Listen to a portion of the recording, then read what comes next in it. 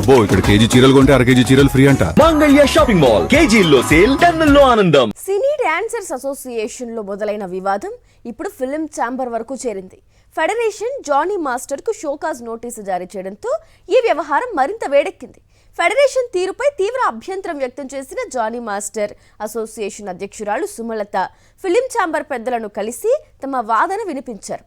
మరోవైపు ఈ వివాదం ఇండస్ట్రీలో తీవ్ర చర్చకు దారితీయగా ఫెడరేషన్ తదుపరి చర్యలు ఏంటి అన్నది ఆసక్తికరంగా మారింది. డాన్సర్స్ అసోసియేషన్ ఫెడరేషన్ మధ్య సాగుతున్న విభేదాలు మరోసారి బహిర్గతమయ్యాయి. శుక్రవారం మధ్యాహ్నం ఫెడరేషన్ జానీ మాస్టర్ కు షోకాజ్ నోటీసు జారీ చేసింది. ఆ పరిణామం తర్వాత జానీ మాస్టర్ ఫిల్మ్ ఛాంబర్లోని ప్రముఖులను కలిసి ఫెడరేషన్ తీరుపై ఫిర్యాదు చేశారు. యూనియన్లో అవినీతికి పాల్పడుతున్న వారిపై చర్యలు తీసుకోవాలనుకుంటే ఫెడరేషన్ అడ్డుపడుతోందని ఆయన ఆరోపించారు. సస్పెండ్ చేసిన సభ్యులను తిరిగి చేర్చాలని ఫెడరేషన్ ఒత్తిడి తీసుకొస్తోందని జానీ మాస్టర్ పేర్కొన్నారు. నిర్మాతలను మోసం చేస్తున్న వారిపై డాన్సర్స్ అసోసియేషన్ అధ్యక్షురాలు సుమలత చర్యలు తీసుకుంటే ఆమెను ఇబ్బందులకు గురి చేస్తున్నారని ఆరోపించారు. అంతేకాకుండా ఫెడరేషన్ పెద్దలు సుమలత పట్ల లింగభేదంతో వ్యవహరిస్తున్నారని కూడా జానీ మాస్టర్ విమర్శించారు. మరోవైపు డాన్సర్స్ అసోసియేషన్ అధ్యక్షురాలు సుమలత కూడా నిర్మాతలతో సమావేశమయ్యారు.